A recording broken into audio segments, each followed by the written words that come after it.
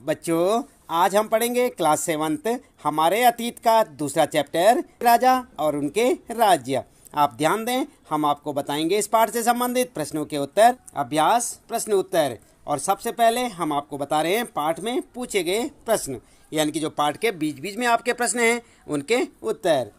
पहला प्रश्न है आपके लिए, क्या आपके विचार से उस दौर में एक शासक बनने के लिए क्षत्रिय के रूप में पैदा होना महत्वपूर्ण था? और आप देखें, ये प्रश्न मिलेगा आपको अपने पाठ्य पुस्तक के पेज नंबर 17 पर, यानी कि 17 नंबर पेज पर आप देखें, वहाँ पर आपको इस प्रकार का एक प्रश्न मिलेगा पाठ के बीच में। इसका उत्तर क्या लिखेंगे आप?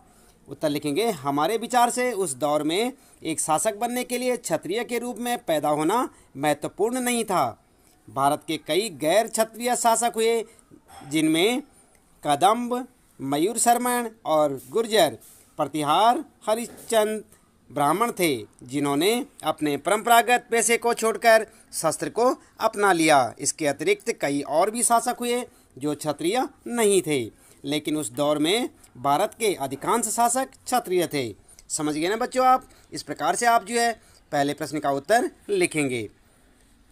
इसके बाद देखते हैं यहाँ पर दूसरा प्रश्न, और दूसरे प्रश्न में पूछा गया है, प्रशासन का यह रूप आज की व्यवस्था से किन मायनों में भिन्न था? और ये प्रश्न मिलेगा आपको पेज नंबर 18 पर। आप 18 नंबर पेज पर देखिए अपनी किताब के, वहाँ पर आपको ये प्रश्न मिलेगा। इस प्रश्न का उत्तर आप लिखेंगे। उत्तर लिखेंगे, मध्यकाल में भारत में राजतंत्र कायम था। राजतंत्र में शासक वंशानुगत हुआ करते थे, अर्थात राजा का पुत्र ही राजा होता था। लेकिन आज की प्रशासनिक व्यवस्था लोकतांत्रिक है, जिसमें जनता द्वारा चुने हुए प्रतिनिधि ही शासन करते हैं। जनता के चुने हुए प्रतिनिधि ही सरकार का गठन करते हैं। मध्यकाल में जनता किसी भी राजा का ना तो चुनाव कर सकती थी और न ही उसे हटा सकती थी। तो समझ गए ना बच्चों आप किस प्रकार से आप उत्तर लिखेंगे? आज में और पुराने राजाओं में क्या अंतर था? उनके ज़माने में किस प्रकार से चुनाव नहीं हुआ करता था, बल्कि वंशानुगत जो है राजा बना करते थे। और आज के ज़माने में क्या होता है? मतदान होता है, जिसे आप मतदान के नाम से जानते हैं। चुनाव के द्वारा सरकार का गठन किया जाता है। इस प्रकार आप दूसरे प्रश्न का उत्तर लिखेंगे। इसके बाद बच्चों ध्यान दें, ये है आपका तीसरा प्रश्न, और यहाँ पर तीसरे प्रश्न में पूछा गया है, मानचित्र 1 को देखें और वे कारण बताइए जिनके चलते ये शासक कन्नौज और गंगा घाटी के ऊपर नियंत्रण चाहते थे। और ये प्रश्न आपको कहाँ मिलेगा बच्चों? ये प्रश्न मिलेगा आपको पेज नंबर 21 पर। आप देखें अपनी पाठ्य पुस्तक के पाठ के बीच में देखें, आप 21 नंबर पेज पे आपको ये प्रश्न दिखाई देगा। और इस प्रश्न का उत्तर आप क्या लिखेंगे? उत्तर लिखेंगे, 8वीं सदी से लेकर 12वीं सदी के पूर्वार्ध तक कन्नौज भारत का राजनीतिक शक्ति का केंद्र था। कन्नौज उत्तर भारत के मध्य में स्थित था, इसलिए गुर्जर प्रतिहार पाल वंश और राष्ट्रकूट वंश के राजाओं ने लंबे समय तक कन्नौज के लिए संघर्ष किया, जिससे इन शासकों का कन्नौज पर नियंत्रण कायम हो सके। चूँकि इस लंबी चली लड़ाई में 3 पक्ष थे, इसलिए इतिहासकारों ने प्रायः इसकी चर्चा त्रिपक्षीय संघर्ष के रूप में की है। समझ गए ना बच्चों आप किस प्रकार से आप इसका उत्तर लिखेंगे? ये है आपका तीसरा प्रश्न, और इस प्रकार से आप इसका उत्तर लिखेंगे। ये देखें इसका उत्तर। इसके बाद बच्चों आगे बात करते हैं यहाँ पर चौथा प्रश्न, और चौथा प्रश्न है, प्राचीन व मध्यकाल के राजाओं द्वारा कई तरह के दावे किए जाते थे। आपके विचार से ऐसे दावे उन्होंने क्यों किए होंगे? और आपको ये प्रश्न मिलेगा पेज नंबर 19, यानी कि 19 नंबर पेज पर। आप देखें अपनी पाठ्य पुस्तक के, वहाँ पर आपको ये प्रश्न मिलेगा। आप इसका उत्तर क्या लिखेंगे? उत्तर आप इस प्रकार से लिखेंगे जैसे आपको यहाँ पर बताया जा रहा है। उत्तर है, कई प्रशस्तियों में शासक कई तरह के दावे करते थे। मिसाल के लिए सूरवीर विजय योद्धा के रूप में समुद्रगुप्त ने अपने प्रशस्ति में वर्णन किया कि आंध्र, सैंधव, विदर्भ और कलिंग के राजा उनके आगे तभी धराशायी हो गए जब वे राजकुमार थे। इस तरह के दावे शासक अपने आप को सम्मानित और गौरवान्वित करने के लिए करते थे। तो इस प्रकार से आप इस प्रश्न का उत्तर लिखेंगे। इसके बाद बच्चों आप ध्यान दें, ये है आपका 5वां प्रश्न। इसमें पूछा गया है कि मानचित्र 1 को दोबारा देखिए। आप फिर से देखेंगे और विचार विमर्श कीजिए कि चाहमानों ने अपने इलाके का विस्तार क्यों करना चाहोगा। तो क्यों करना चाहोगा, आपको ये प्रश्न मिलेगा बच्चों। आप ध्यान दें, ये प्रश्न आपको मिलेगा पेज नंबर 21 यानी 21 नंबर पेज पर आप देखेंगे, आपको ये प्रश्न दिखाई देगा। इस प्रश्न का उत्तर आप किस प्रकार से लिखेंगे, चलिए यहाँ पर देखें। उत्तर होगा, चाहमान दिल्ली और अजमेर के आसपास के क्षेत्र पर शासन करते थे। उन्होंने पश्चिम और पूर्व की ओर अपने नियंत्रण क्षेत्र का विस्तार करना चाहा, जहां उन्हें गुजरात के चालुक्यों और पश्चिमी उत्तर प्रदेश के गहड़वालों से टक्कर लेनी पड़ी। चौहानों ने अपनी शक्ति को मजबूत करने के लिए और अपनी प्रतिष्ठा बढ़ाने के लिए अपने साम्राज्य में विस्तार करना चाहा। इस प्रकार से आप इस प्रश्न का उत्तर लिखेंगे। ध्यान दें बच्चों, ये है आपका 5वें प्रश्न का उत्तर। इसके बाद आइए देख लेते हैं अगला प्रश्न क्या पूछा गया है। आप देख रहे हैं यहाँ पर, यह है आपका 6वां प्रश्न। क्या आपको लगता है कि महिलाएं इन सभाओं में हिस्सेदारी करती थी? क्या आप समझते हैं कि समितियों के सदस्य के चुनाव के लिए लॉटरी का तरीका उपयोगी होता है? और ये प्रश्न मिलेगा बच्चों आपको 27 नंबर पेज पर। आप देखेंगे अपनी पाठ्य पुस्तक के 27 नंबर पेज पर आपको ऐसा प्रश्न देखने को मिलेगा। आप इसका उत्तर इस प्रकार से लिखेंगे। उत्तर लिखेंगे आप, महिलाओं का सभाओं में भाग लेने का प्रमाण इतिहास के किसी साक्ष्य में नहीं मिला है। चोल प्रशासन के कुछ समितियों में ही सदस्यों का चुनाव लॉटरी से किया जाता था, बाकी सदस्यों का चुनाव प्रशासनिक अधिकारियों द्वारा किया जाता था। कुछ समितियों के सदस्यों के चुनाव के लिए लॉटरी का तरीका सही है। तो आप देख रहे हैं बच्चों किस प्रकार से आप इस प्रश्न का उत्तर लिखेंगे। इसके बाद आइए देख लेते हैं, ये प्रश्न हैं आपके पाठ के अंत में पूछे गए प्रश्न हैं। आप देख सकते हैं यहाँ पर पाठ के अंत में पूछे गए प्रश्नों के उत्तर। तो यहाँ पर जो है प्रश्न है पाठ के अंत में, देखें आप जहाँ पर प्रश्न आपके शुरू होते हैं, फिर से याद करें। और सबसे पहला प्रश्न आपके लिए, जोड़ा बनाओ। तो किस प्रकार से यहाँ पर प्रश्न है, आप ध्यान दें। जोड़ा बनाना है आपने गुर्जर प्रतिहार, राष्ट्रकूट, पाल और चोल के साथ यहाँ पर जो दिए हुए हैं इनको आपस में मिलाना है, यानी कि सुमेल करना है आपने, इनका जोड़ा बनाना है, कौन सा सही है, किसके साथ फिट बैठेगा। उत्तर लिखेंगे आप गुर्जर प्रतिहार में आप लिखेंगे गुजरात और राजस्थान, राष्ट्रकूट के साथ लिखेंगे पश्चिमी दक्कन, पाल के साथ लिखेंगे बंगाल और चोल के साथ तमिलनाडु। ये आपका उत्तर होगा। आप ध्यान दें, इस प्रकार से आप इसे सुमेल कीजिए। तो ये है ना आपका प्रश्न, और इस प्रकार से आप इसे सुमेल करते चले जाएंगे और आपका उत्तर बन जाएगा। इसके बाद बच्चों अगला प्रश्न है आपका, ये दूसरा प्रश्न है, त्रिपक्षीय संघर्ष में लगे तीनों पक्ष कौन कौन से थे? आपने पढ़ा था ना कि त्रिपक्षीय संघर्ष हुआ था, तो उसमें तीनों पक्ष कौन कौन से थे। तो उत्तर लिखेंगे आप, त्रिपक्षीय संघर्ष में लगे तीनों पक्ष, नंबर 1 गुर्जर प्रतिहार, नंबर 2 राष्ट्रकूट और नंबर 3 पाल। इस प्रकार से आप अपने प्रश्न का उत्तर देंगे। और इसके बाद बच्चों अगला प्रश्न है, चोल साम्राज्य में सभा की किसी समिति का सदस्य बनने के लिए आवश्यक शर्तें क्या थी? समझ गए ना आप प्रश्न को। तीसरा प्रश्न है, चोल साम्राज्य में सभा की किसी समिति का सदस्य बनने के लिए आवश्यक शर्तें क्या थी? तो आप उत्तर में लिखेंगे, चोल साम्राज्य में सभा की किसी समिति का सदस्य बनने के लिए निम्न शर्तें आवश्यक थी। और क्या क्या शर्तें थी वो? नंबर 1 आप देख सकते हैं यहाँ पर, नंबर 1 सभा की सदस्यता के लिए इच्छुक लोगों को ऐसी भूमि का स्वामी होना चाहिए जहाँ से भू राजस्व वसूला जाता है। और नंबर 2 लिखेंगे आप, उनके पास अपना घर होना चाहिए। नंबर 3 उनकी उम्र 35 से 70 के बीच होनी चाहिए। उन्हें वेदों का ज्ञान होना चाहिए। उन्हें ईमानदार होना चाहिए और उन्हें प्रशासनिक मामलों की अच्छी जानकारी होनी चाहिए। इस प्रकार से आप इस प्रश्न का उत्तर लिखेंगे। तो आप देख रहे हैं बच्चों यहाँ पर यह है तीसरा प्रश्न और इसका उत्तर ये है आपके लिए। इसके बाद बच्चों ध्यान दें, आप देखते हैं यहाँ पर चौथा प्रश्न, चाहमानों के नियंत्रण में आने वाले 2 प्रमुख नगर कौन से थे? और उत्तर लिखेंगे, चाहमानों के नियंत्रण में आने वाले नगर कौन कौन से थे बच्चों? उत्तर में आप देख सकते हैं यहाँ पर कौन कौन से नगर थे। Number 1 Kannauj, number 2 Banaras, number 3 Indraprastha, number 4 Prayag. तो इस प्रकार से आप इस प्रश्न का उत्तर लिखेंगे।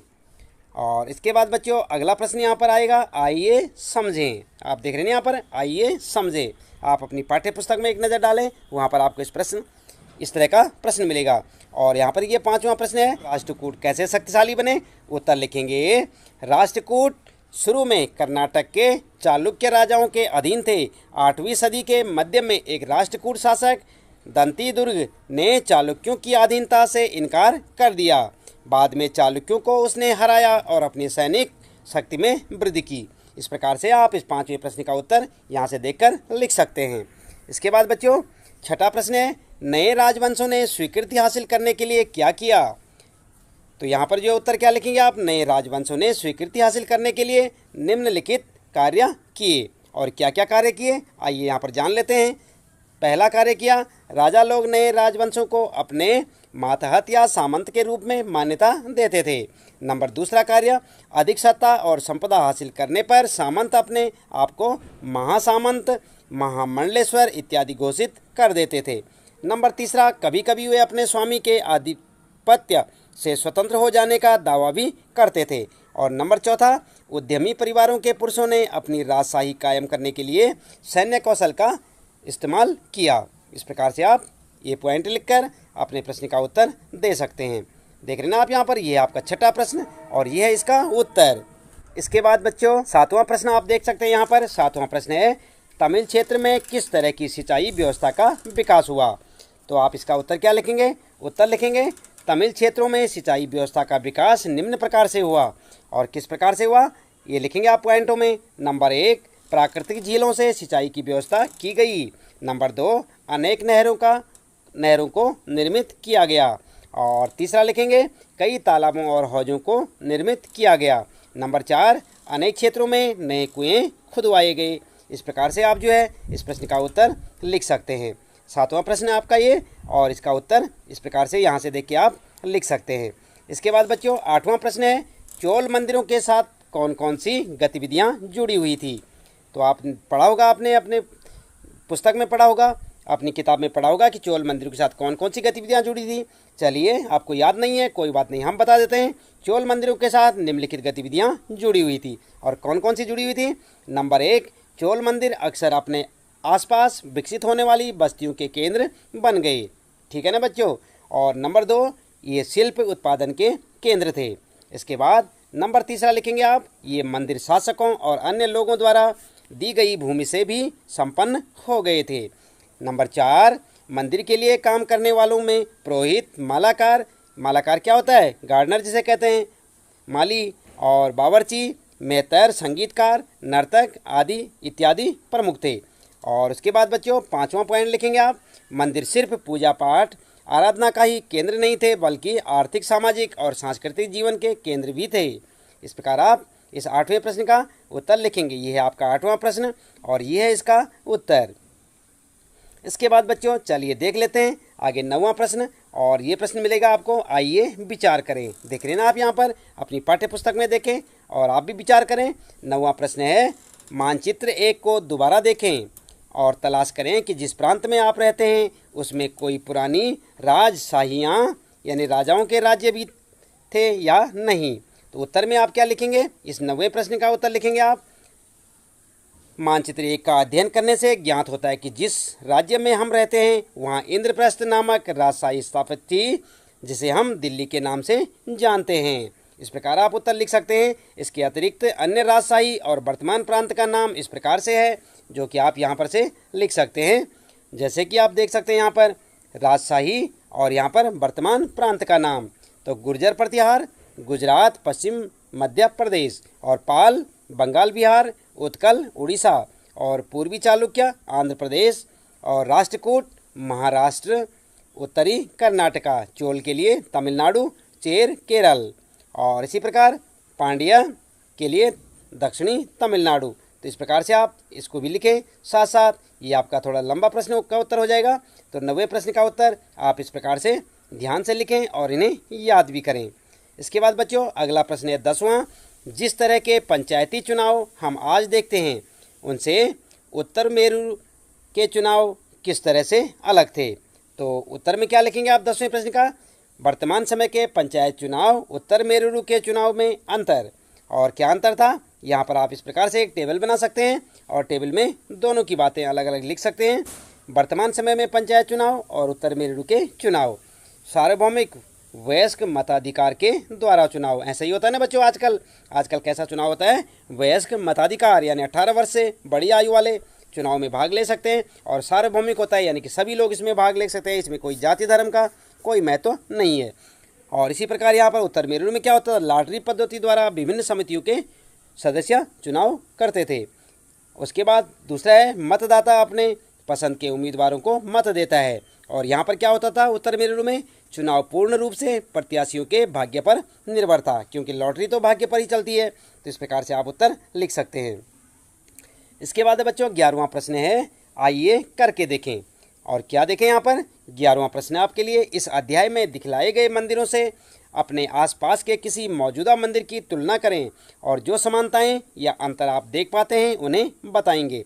तो बच्चों इस प्रश्न का उत्तर आप चाहे तो स्वयं भी लिख सकते हैं। आपके आसपास के मंदिरों को आप देखें और देखते ही होंगे, तो आप अपने आसपास के मंदिरों के बारे में भी समानताएं देख सकते हैं, उस ज़माने से मिला सकते हैं। लेकिन फिर भी हम आपको उत्तर बताते हैं किस प्रकार से आप लिख सकते हैं। उत्तर लिखेंगे, असमानताएं, इस अध्याय में दिखलाए गए मंदिर द्रविड़ शैली के स्थापत्य कला द्वारा निर्मित हैं, लेकिन वर्तमान में यानी कि आजकल के समय में अधिकांश मंदिर वेसर शैली स्थापत्य कला द्वारा निर्मित हैं। वेसर शैली में द्रविड़ और नागर शैली का सम्मिश्रण होता है। ध्यान रखें आप, जो वेसर शैली है बच्चों, उसमें द्रविड़ और नागर शैली का सम्मिश्रण होता है। और समानताएं क्या थी? इन दोनों मंदिरों में समानता यह है कि इन दोनों मंदिरों के गर्भगृह में ही मूर्ति स्थित होती है। इस प्रकार से आप इस प्रश्न का 11वें प्रश्न का उत्तर यहाँ से लिख सकते हैं और इसे अच्छे से याद भी करें। इसके बाद बच्चों चलते हैं 12वें प्रश्न की ओर। आज के समय में वसूले जाने वाले करों के बारे में और जानकारी हासिल करें। क्या ये नगद के रूप में है, वस्तु के रूप में है या श्रम सेवाओं के रूप में? तो जानते हैं बच्चों आप आजकल जो कर होता है टैक्स के बारे में जानते हैं। उत्तर में लिखेंगे वर्तमान समय में प्रत्यक्ष कर और अप्रत्यक्ष कर के रूप में कर वसूल किए जाते हैं या वसूले जाते हैं। प्रत्यक्ष कर के रूप में आयकर, संपत्ति कर, उत्तराधिकारी कर, मृत्यु कर आदि, और अप्रत्यक्ष कर के रूप में उत्पादन शुल्क, बिक्री कर आदि प्रमुख हैं। आप भी अपने पेरेंट्स से पूछ सकते हैं, अपने पापा से, वे भी जो है कर चुकाते हैं। यदि वे नौकरी करते हैं तो इनकम टैक्स के नाम से वो कर चुकाते हैं। तो इस प्रकार से बच्चों आप इन करों के बारे में या टैक्सेस के बारे में लिख सकते हैं। आगे यहाँ पर जो है आगे और लिखेंगे आप, वर्तमान समय में सभी कर नगद और चेक के द्वारा जमा किए जाते हैं। किसी भी कर का भुगतान वस्तु के रूप में अथवा श्रम सेवाओं के रूप में नहीं लिया जाता।